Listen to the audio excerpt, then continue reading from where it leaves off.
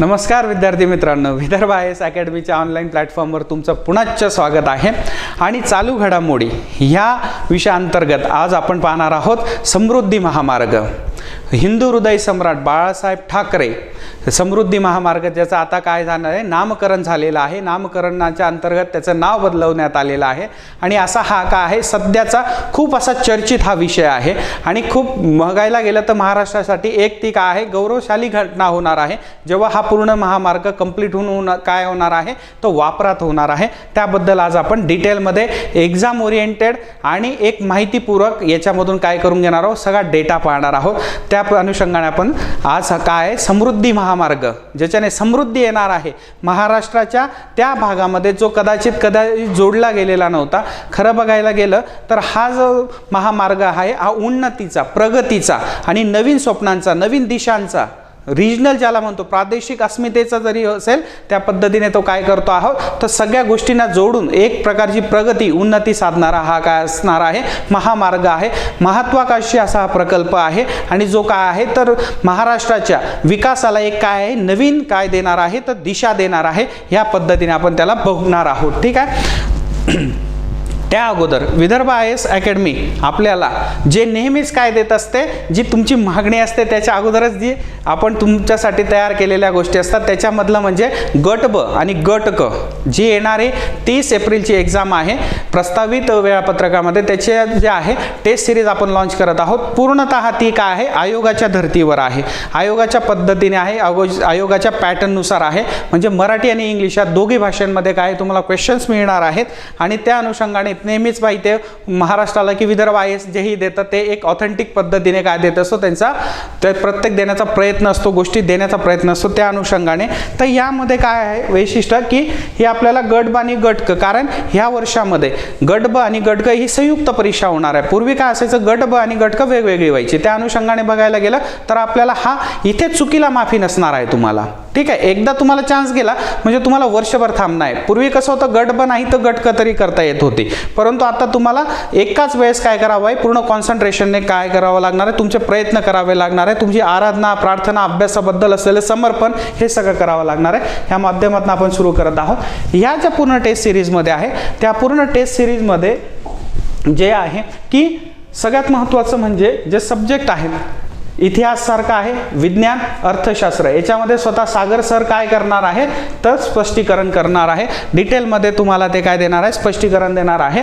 राज्यशास्त्र आणि भूगोल पवन सर तुम्हाला काय करतील, ह्याच्यावर विश्लेषण मिळेल, पवन सरांकडनं तुम्हाला विश्लेषण मिळेल। चालू घडामोडीला मानकर मॅडम आणि मी स्वतः पराग सर आम्ही तुम्हाला काय देणार आहोत, याचं विश्लेषण देणार आहोत या पूर्ण टेस्ट सिरीजचं। आणि गणित व बुद्धिमत्ता, ज्याला अनन्यसाधारण महत्त्व आता प्री आणि मेन्समध्ये सुद्धा आलेलं आहे, त्याचं जे स्पष्टीकरण असणार आहे ते राहुल मॅम आणि ज्ञानेश्वरी मॅम तुम्हाला देणार आहे। बघा याचे वैशिष्ट्य काय आहेत, तर तुम्हाला डाउनलोडिंग करून मिळता आहे ना, त्याची प्रिंट काढता येणार आहे, पेपरची 6 महिने व्हॅलिडिटी राहील, स्पष्टीकरण कितीही वेळा पाहता येणार आहे, आयोगाच्या पॅटर्ननुसार टेस्ट घेतल्या जातील। कुठल्याही आणीबाणीजन्य परिस्थितीमध्ये काय की शिक्षक जर असेल तर दुसरे शिक्षक ते स्पष्टीकरण घेऊ शकतात। आणि लास्टवर महत्त्वाचं म्हणजे आयोगाच्या पॅटर्न प्रमाणे काय आहे, इंग्लिश आणि मराठी मीडियम जे आहे त्याच्यामध्ये तुम्हाला प्रश्न उपलब्ध असणार आहे। नेहमीप्रमाणे अतिशय कमी अशा शुल्कामध्ये काय आहे, 1500 रुपये ऑनलाईन याच्यामध्ये तुम्हाला नेहमीच काय आहे, विद्यार्थ्यांचं हित बघून विदर्भ IAS काय करत असते, तर त्यांचे जे वेगवेगळ्या गोष्टी आहेत त्या लॉन्च करत असते। त्या माध्यमातून आपण हे काय केलेलं आहे, तर लॉन्च केलेले आहे आपली टेस्ट सिरीज, ठीक आहे। इथून आता आपला विषय सुरू होतो।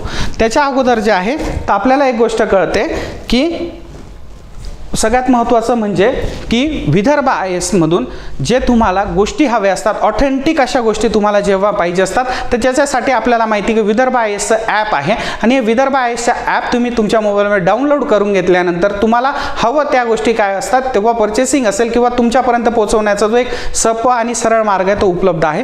त्याची जी लिंक आहे ती खाली डिस्क्रिप्शनमध्ये तुम्हाला मिळून जाईल। तर सुरुवात करूया आपण।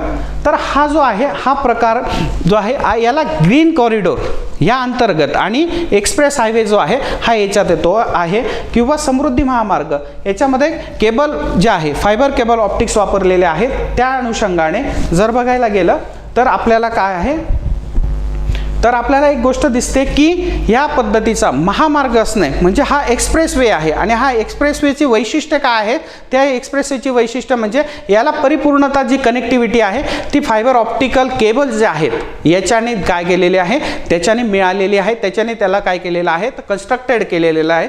प्रत्येक 5 किलोमीटरवर काय दिलेलं आहे तर प्रत्येक 5 किलोमीटरवर त्यांचा आपण बघू शकतो की त्यांनी त्या पद्धतीने त्याच्यामध्ये कनेक्टिव्हिटी दिलेली आहे. आणि ही कनेक्टिव्हिटी कशी असणार आहे तर ती ह्या अनुषंगाने की फायबर केबल ऑप्टिक्स आहे.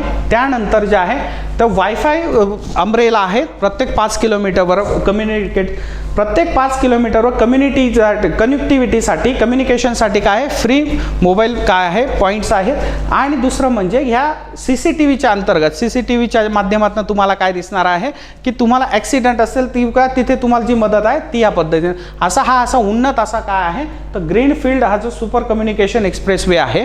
आणि ह्या एक्सप्रेसवेच्या माध्यमातून आपल्याला कळून येतं की हा भारतातला काय आहे तर मुंबईपासून नागपूरपर्यंत जोडणारा हा काय आहे तर महामार्ग, उन्नत असा महामार्ग आहे. MSRDCचं जे आहे MSRDCच्या अंतर्गत काय आहे तर हा रस्ता जो आहे Maharashtra state road development corporation यांच्या माध्यमातून काय आहे ह्या रस्त्याची बांधणी झालेली आहे. ठीक आहे.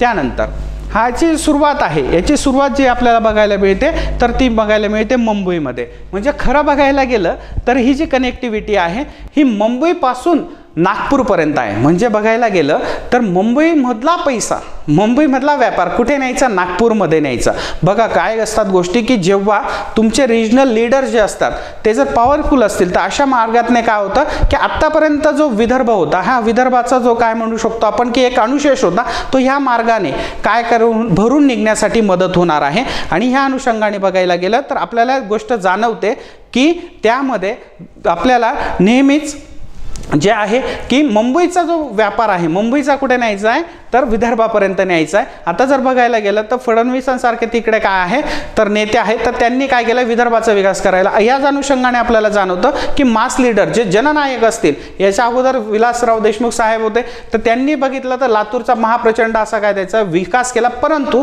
त्यांच्या मृत्यूनंतर काय झालेला आहे की तो विकास काय झालेला कमी झाला आहे. त्याच्यामुळे आत्ता बघायला गेलं तर मोस्ट ऑफ द टाइम आपल्याला दिसतं की जिथे जिथे अशा पद्धतीचे विकास कार्य होत असतात तिथे काय असते तर लोकांची एक प्रकारे तिथे प्रगती होत असते. आणि ह्या प्रगतीच्या माध्यमातून आपल्याला काय दिसत असतं तर त्या माध्यमातून लोकांचा सुद्धा विकास दिसत असतो. ठीक आहे. तर हा जो आहे समृद्धी महामार्ग हा मुंबई आमनेगाव इथून सुरुवात होऊन तो त्याचा जो शेवटचा पॉईंट आहे तो नागपूरमधला शिवमडका हा त्याचा काय आहे एंड पॉईंट आहे, शेवटचा पॉईंट आहे. ठीक आहे. या पद्धतीने तो काय जातोय तर 10 जिल्ह्यांमधून तो जातो आहे. आणि 24 जे जिल्हे आहेत ते अप्रत्यक्षरित्या काय आहे तर त्याच्याशी जोडले गेलेले आहे. जे नॅशनल हायवेज आहे त्याच्या मार्गाने गेलं. म्हणजे टोटल 24 जिल्हे जे आहेत महाराष्ट्रातले ह्या 24 जिल्ह्यांमध्ये काय आहे याचा प्रत्यक्ष आणि अप्रत्यक्ष पद्धतीने लाभ होणार आहे. ठीक आहे. बघा कोणते जिल्हे आहेत. ठाणे आहे, अहमदनगर आहे, त्यानंतर आहे नाशिक, त्यानंतर येतं औरंगाबाद, जालना, बुलढाणा, त्यानंतर वाशिम, त्यानंतर येतो यवतमाळ. इथे विषय कसा आहे की या पद्धतीने बघायला गेलं तर काही याचा जो भाग आहे ते ऑन बाउंड्री आहे. म्हणजे ऑन बाउंड्री म्हणजे इथे अमरावतीमध्ये या पद्धतीने. ठीक आहे. अमरावतीच्या या भागामध्ये त्याचा काही भाग जात असल्यामुळे त्याला अमरावती, काही वेबसाईट्सवर त्याला अमरावती दिलेला आहे पण ऑफिशियल वेबसाईटवर त्याला काय दिलेलं आहे यवतमाळमध्ये दिलेला आहे. आणि त्या पद्धतीने जर बघितलं तर पुढे वर्धा आणि शेवटी नागपूर. म्हणजे ह्या अशा पद्धतीने 10 जिल्ह्यांमधून हा काय आहे महामार्ग जात आहे. आणि अशा महामार्गाने काय केलेलं आहे तर प्रत्यक्षरित्या आणि अप्रत्यक्षरित्या आता विकासाला काय मिळणार आहे चालना मिळणार आहे. सुरुवात आहे आपण लक्षात ठेवली आमनेगावपासून मुंबईतल्या आणि जो शेवटचा पॉईंट आहे तो नागपूरमधला शिवमडका इथे आहे. ठीक आहे. या अनुषंगाने आपण बघू शकतो. त्यानंतर सगळ्यात महत्त्वाचं म्हणजे ह्या समृद्धी महामार्ग 700 किलोमीटरचा जो प्रवास करत आहे. ठीक आहे. ह्या 700 किलोमीटरचं ज्याचं जे अंतर आहे ह्या 700 किलोमीटरमध्ये 3 असे अभयारण्य ज्याच्यामधून हा मार्ग जात आहे. तर 3 अभयारण्य बघा. तानसा वन्यजीव अभयारण्य जे आहे ते तानसा वन्यजीव अभयारण्य कुठून आहे तर ते ठाणे, पालघर जिल्हा आणि ठाणे याच्या बाउंड्रीवर आहे. इथून सुरुवात होतं. इथेही काही किती किलोमीटरचा रस्ता जातोय 44.97 किलोमीटर म्हणजे ऑलमोस्ट 45 किलोमीटरचा. त्याच्यानंतर जातो आहे तर तो जातो आहे तर अकोला आणि वाशिम जिल्ह्याची बाउंड्रीवर जो आहे तो काटेपूर्णा वन्यजीव अभयारण्य आणि त्यानंतर तदनंतर आहे तर तो आहे वाशिममधील कारंजा 16 अभयारण्य यातमधून जात आहे। विशेष म्हणजे याच्यामध्ये अशा पद्धतीच्या कॅरेक्टरिस्टिक्स आहेत, वैशिष्ट्य आहेत या रस्त्याचे की वन्यजीवांसाठी काय केलेले अंडरपास केलेले आहेत आणि ओव्हरपासेस सुद्धा आहेत, म्हणजे वन्यजीवांची काळजी घेऊन त्यांना कुठल्याही प्रकारच्या त्यांच्या जगण्याच्या जीवनाच्या पद्धती, कारण अभयारण्य म्हटलं म्हणजे काय तर ते संरक्षित आहेत तिथले प्राणी, तर त्यांना कुठलाही त्रास होऊ नको, व्हायला नको या दळणवळणाचा, याकरता काय केलेले अंडरपास आणि अंडर ब्रिजेस दिले गेलेले। हे खूप मोठं असं वैशिष्ट्यपूर्ण त्याचं काय आहे लक्षण आहे किंवा ती एक गोष्ट त्यांनी याच्यामध्ये इन्क्लूड केलेली आहे की वन्यजीवांना काय व्हायला नको, तर त्यांच्या धोका निर्माण व्हायला नको, त्यांचं जे जीवन आहे ते संरक्षित आहेत आणि त्या पद्धतीने ते काय व्हायला पाहिजे ते सुरू असायला पाहिजे। बघूया आपण समृद्ध महामार्गाबद्दलची वैशिष्ट्य काय काय आहे। बघा, एकूण लांबी जी आहे ती आहे 701 किलोमीटर, 120 मीटर हा त्याची रुंदी आहे आणि 6 पदरी काय आहे तो आत्ता कन्स्ट्रक्टेड आहे। भविष्यामध्ये 8 पदरी काय आहे तर तुम्ही तो करू शकतात, वाढू शकतात। ह्या पद्धतीने सगळ्यात महत्त्वाचं म्हणजे ह्या एक्सप्रेसवेला जो डिवायडर आहे, विभाजक आहे, हा जो आहे हा 24 मीटरचा आहे आणि हे 24 मीटर याच्यासाठी ठेवला की भविष्यामध्ये एक्सपान्शन, भविष्यामध्ये जर रस्ते आणखी वाढवण्याची, लेन्स वाढवण्याची गरज पडली तर अशा वेळेस पुन्हा एकदा भूसंपादनाचा काय आहे तर गरज नको व्हायला आणि त्या अंतर्गत कामाची गती थांबायला नको, म्हणून ऑलरेडीच त्यांनी काय केलेलं आहे एवढ्या प्रचंड प्रमाणावर मोठा काय घेतलाय डिवायडर घेतलाय आणि साईडची जी जमीन आहे ज्याला आपण लँड ॲक्वेशन म्हणतो ती पण करून ठेवलेली आहे। त्या प्रमाणामध्ये किती जिल्ह्यांमधून जातोय तर 10 जिल्ह्यांमधून जात आहे। बघायला गेलं तर ह्या 10 जिल्ह्यांसोबत कनेक्टिव्हिटी इतर 14 जिल्ह्यांची सुद्धा आहे, म्हणजे प्रत्यक्षरित्या आणि अप्रत्यक्षरित्या आपण जर बघायला गेलो तर 24 जे जिल्हे आहे हा त्यांचा लाभ कुणाला होणार आहे, समृद्धी महामार्गाचा लाभ त्या जिल्ह्यांना होणार आहे। ठीक आहे, त्यानंतर जोडलेल्या तालुक्यांची संख्या 26 आहे, एक्सप्रेसने जोडलेल्या गावांची संख्या 952 एवढी प्रचंड आहे आणि प्रस्तावित कृषी समृद्ध नगरांची संख्या आहे, म्हणजे ह्या रस्त्याच्या आजूबाजूला काय होणार आहे तर ॲग्रिकल्चर टाउन्स उभे केले जाणार आहे। त्याच्यामध्ये लॉजिस्टिक्स आहे, त्याच्यामध्ये वेअर हाऊसेस आहेत, त्याच्यामध्ये शेती पूरक जे आहे जे सामान आहे तो आवागमन म्हणजे त्याचं दळणवळण करण्यासाठी इझिली त्याला काय आहे एकाच ठिकाणाहून दुसऱ्या ठिकाणी, तसेच त्याची साठवणूक करण्यासाठी इथे या लोकांना ह्या महामार्गाच्या आजूबाजूला काय केले जाणार आहे तर तिथे कृषी समृद्ध नगर स्थापन करणार आहे। प्रकल्पाची एकूण किंमत जी आहे अंदाजे 55,000 करोड रुपये आहे, कोटी रुपये आहे आणि या प्रकल्पासाठी जमीन आवश्यक होती ती एक्सप्रेसवे आणि समृद्ध कृषी समृद्ध नगर होते, यांची जी आहे ती जागा किती घेतलेली आहे तर 9,900 हेक्टर, म्हणजे अंदाजे 24,255 एवढी महाप्रचंड प्रमाणामध्ये काय केलेले आहे भूसंपादन केले गेलेलं आहे। ठीक आहे, वैशिष्ट्य काय आहेत महामार्गाची ते बघूयात आपण। 10 जिल्हे, 26 तालुके आणि आसपासच्या 392 गावांना जोडणारा महामार्ग आहे। बघायला गेलं तर 24 जिल्ह्यांना काय आहे अप्रत्यक्षरित्या, म्हणजे 24 जिल्हे जे आहेत त्यांना प्रत्यक्ष आणि अप्रत्यक्षरित्या काय होणार आहे याचा फायदा होणार आहे। एकूण 120 मीटर रुंदीचा 6 पदरी हा द्रुतगती मार्ग आहे, 6 पदरी भविष्यात करण्याचं प्रस्तावित आहे। या महामार्गामुळे नागपूर ते मुंबई हे अंतर फक्त 8 तासात कापणे शक्य आहे, जे सध्याच्या कंडिशनला 16 तास लागू शकतात किंवा 16 तास लागतात, ते निम्म्यावर येणार आहे। महाप्रचंड प्रमाणात पैशांचा आणि वेळाचं काय होणार आहे तर तिथे बचत होणार आहे। त्यानंतर ह्या मार्गावर प्रस्थापित वाहन वेग जो आहे हा 150 किलोमीटर पर आवरचा आहे आणि जो डोंगराळ भाग असतो, घाट सेक्शन असतो, तिथे किती दिलेला आहे तर 120 किलोमीटर तिथे प्रस्तावित आहे। ठीक आहे, या पद्धतीने वाहन तुम्ही चालवू शकता, ड्राईव्ह करू शकता। महामार्गालगत होणार 19 कृषी समृद्ध केंद्रांची निर्मिती केली जाणार आहे। त्यानंतर महामार्गाच्या प्रत्येकी 5 किलोमीटर अंतरावर CCTV कॅमेरे आणि विनामूल्य दूरध्वनी सेवा केंद्र आहे, म्हणजे कम्युनिकेशनची सुद्धा जी काय सोय आहे ती याच्यासाठी केलेली आहे की ॲक्सिडेंट्स असतील किंवा काही अशा पद्धतीने प्रकार घडले ते घडायला नको, त्यांच्याच डिटेक्शनसाठी काय आहे प्रत्येक 5 किलोमीटरवर तिथे काय आहे तर CCTV कॅमेरा आहेत आणि दूरध्वनी सेवा आहे। विशेष म्हणजे वायफाय अम्ब्रेला ही जी सिस्टम आहे याच्या अंडर काय केलेलं आहे या सगळ्या गोष्टी केलेल्या आहे। समृद्धी महामार्गाच्या मध्ये बघायला गेलं तर नव्याने जी आहे ती की भारतातील सर्वात मोठ्या ग्रीनफील्ड असलेल्या समृद्धी महामार्गाच्या दोन्ही बाजूने सुमारे 11,31,000 वृक्षांची काय केली जाणार आहे लागवड केली, म्हणजे ग्रीन फील्ड तयार केला जाणार आहे। बघायला गेलं तर महामार्गांच्या आजूबाजूला अशी ग्रीनफील्ड होणं आवश्यक आहे, परंतु समृद्धी महामार्गाच्या आजूबाजूला महाप्रचंड अशा प्रमाणात काय आहे या वृक्षांची लागवड केली जाते आणि त्याच्याने ग्रीनरी तयार केली जाणार आहे।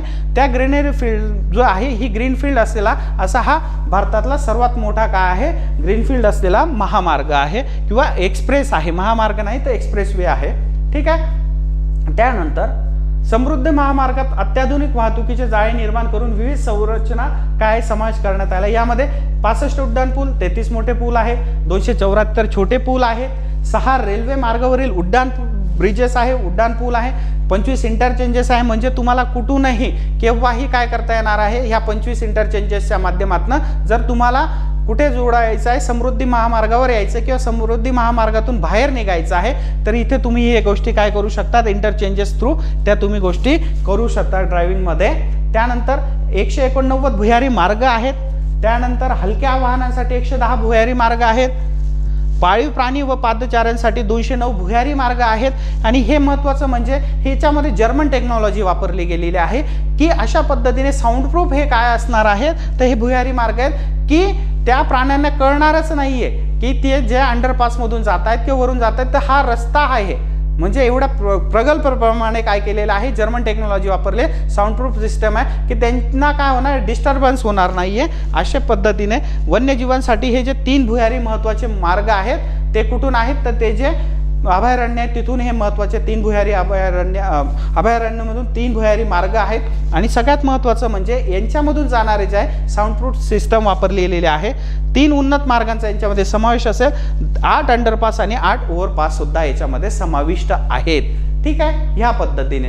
त्यानंतर बघायला गेलं तर राष्ट्रीय महामार्ग महाराष्ट्रातील प्रमुख पर्यटनांना जोडणारा महामार्ग आहे। मी सांगितलं ज्या पद्धतीने की 10 प्रत्यक्षात जाणाऱ्या जिल्हे म्हणजे प्रत्यक्षात 10 जिल्ह्यांमधून जाणारा महामार्ग आणि अप्रत्यक्षरित्या 5 प्रशासकीय विभाग आणि त्याच्या अंतर्गत येणारे 24 जिल्हे यांना काय होणार 14 जिल्हे आणि हे 10 जिल्हे असे 24 जिल्ह्यांना काय प्रत्यक्ष आणि अप्रत्यक्षरित्या काय होणार आहे फायदा होणार आहे। मग त्याच्यामध्ये बघा काय होणार आहे की या मार्गामुळे अभयारण्य, ऐतिहासिक पर्यटन स्थळ, व्याघ्र प्रकल्प, सफारी म्हणजे एक पद्धतीने काय आहे टुरिझमला सुद्धा काय मिळणार आहे चालना मिळणार आहे, संग्रहालय, प्रेक्षणीय स्थळ जे आहे यांची कनेक्टिव्हिटी काय आहे तर लोकांना तिथपर्यंत जाणं सहज शक्य आहे। लोणारचे सरोवर असेल, वेरूळ अजिंठा लेणी असेल, पेंच राष्ट्रीय उद्यान असेल, शेगाव असेल, सेवाग्राम आहे, शिर्डी आहे, दौलताबादचा किल्ला आहे, मिबिका मकबरा आहे, अशी पर्यटन स्थळ एक आहे नजीक येणार आहे, कमी वेळात तुम्ही काय करू शकता तिथे जाऊ शकतात आणि त्याला भेटी देऊ शकतात। याच्याने तुम्हाला कळतं की पर्यटनाला किती मोठ्या प्रमाणात चालना मिळणार आहे। समृद्धी महामार्गावर ठराविक ठिकाणी विजेवर चालणाऱ्या वाहनांसाठी EV चार्जिंग पॉइंट्स केले काय, कारण भविष्याची मागणी आहे। भविष्याची मागणी काय आहे की आता इलेक्ट्रॉनिकल व्हेकल्स जे आहेत त्यांची मागणी असल्यामुळे आपल्याला काय दिसणार आहे तर त्या अनुषंगाने त्या पद्धतीने तिथे काय केलेलं आहे 25 ठिकाणी त्यांनी काय केलेलं आहे तर हे चार्जिंग स्टेशन्स आहे। तसेच 138.47 मेगावॅट ऊर्जा निर्मिती सुद्धा करणारे सौर प्रकल्प काय आहे तिथे उभारले गेलेले आहेत, उभारले जाणार आहेत, ठीक आहे। अनुषंगाने म्हणजे हा टोटलीच आहे हा पूर्ण काय पर्यावरण पूरक असा प्रकल्प आहे। त्यानंतर उत्तम डिजिटल आणि शक्य अन्य महत्त्वाच्या सेवा पुरवण्यासाठी द्रुत गती मार्गावर काय आहे तर ऑप्टिकल फायबर केबल्स ज्या अतिउच्च पद्धतीच्या कम्युनिकेशन असतात त्याच्यामध्ये लिकेज जे असतं कम्युनिकेशनचं ते होण्याचे चान्सेस 90.99% कमी असतात, अशा केबल्स वापरल्या आहेत। गॅस पाईपलाईन आहे, वीज वाहक तारा आहेत आणि सुविधा केंद्र सुद्धा आहेत, विविध सुविधा केंद्र। त्याच्यामध्ये आपण काय म्हणू शकतो तर त्याच्यामध्ये आपण त्यांनी दिलेले आहेत की different types of truck terminals आहेत, बस बे आहेत, ह्या पद्धतीने हॉटेल्स आहेत, ह्या गोष्टी तिथे काय दिलेल्या सुविधा केंद्रांमध्ये त्यांनी दिलेल्या आहेत ह्या मार्गाच्या अनुषंगाने ह्या मार्गाला लगत। त्यानंतर समृद्धी महामार्ग हा शिवमडका ह्या गावापासून सुरू होऊन ते ठाणे जिल्ह्यातील आमने गावापर्यंत जोडणारा असा हा महामार्ग आहे आणि एक तर रस्त्यांचं जाळं तयार करतोय। महाराष्ट्र राज्य रस्ते विकास महामंडळाच्या समृद्धी महामार्ग प्रकल्पामुळे राष्ट्रीय दळणवळणात आणि माल वाहतुकीत सुविधेत 6% योगदान मिळण्याची संभावना आहे। म्हणजे विचार करा एवढ्या महाप्रचंड प्रमाणामध्ये त्याचा फायदा होणार आहे। समृद्धी महामार्गामुळे महामार्गाला राहणाऱ्या अंदाजे 36% लोकसंख्येला फायदा होणार आहे। अप्रत्यक्षरित्या प्रत्यक्षरित्या काय होणार आहे त्याचा फायदा होणार आहे। त्या अनुषंगाने या प्रकल्पासाठी 10 जिल्ह्यांमधून 8,861 हेक्टर जमिनीचे संपादन अवघ्या 8 महिन्यात पार पडले। काही गोष्टी ज्या होत्या त्याच्यामध्ये अडचणीच्या ठरल्या, परंतु ह्या महामार्गामध्ये जे भूसंपादन केलं त्यासाठी शेतकऱ्यांना 5% अतिरिक्त काय आहे तर तो नुकसान भरपाई देण्यात आलेली आहे आणि ती काय आहे अवघ्या 18 महिन्यामध्ये लँड ॲक्विजिशन भूसंपादन करून ह्या रस्त्याचं काम करण्यात आलेलं आहे। समृद्धी महामार्गावरून प्रतिदिवस अंदाजे 30 ते 35,000 वाहने प्रवास करतील अशी काय आहे तर अपेक्षा आहे आणि त्या पद्धतीने घडणार आहे। वन्यजीवांच्या हालचालीसाठी 8 अंडरपास आणि 8 ओव्हरपास आहे, जे अभयारण्यांमधून काय आहे तो रस्ता जात आहे अशा ठिकाणी अंडरपास आणि ओव्हरपास केलेले आहेत। ओव्हरपास जे आहे अंडरपास जे आहेत ते काय आहेत तर ते साऊंड प्रूफ आहे जर्मन टेक्नॉलॉजीनुसार। आणि सगळ्यात महत्त्वाचं म्हणजे याच्यामध्ये जो एक बोगदा आहे कासारा गटार जो आहे जो आपण इगतपुरीच्या पुढे तो 8 किलोमीटरचा जो काम चालू आहे त्या कसारा घाटाचा तो पूर्ण ऑस्ट्रेलियन टेक्नॉलॉजीवर काय आहे डिपेंडंट आहे आणि त्याच्यामध्ये 75 मीटरची एक साईडची काय असणार आहे लेन आहे, 2 पद्धतीच्या लाईन आहे, म्हणजे एवढे उन्नत प्रकारची टेक्नॉलॉजी काय केली गेलेली आहे तर ह्या प्रकल्पामध्ये वापरली गेलेली आहे। अशा पद्धतीने जर बघायला गेलं तर असा हा समृद्धी महामार्ग केवळ आत्ताच नाही तर भविष्यात देखील काय आहे महाराष्ट्रासाठी समृद्धी आणणारा ठरणार आहे। या पद्धतीने आपण काय केलं आहे समृद्धी महामार्ग बघितलेला आहे, त्याचे सगळा डेटा बघितलाय। तुम्हाला ही माहिती याच्या सगळ्या पद्धतीचे नोट्स तुम्हाला टेलिग्राम चॅनल्सवर उपलब्ध होऊन जातील। तर भेटूया आपण नेक्स्ट लेक्चरमध्ये। Goodbye everyone.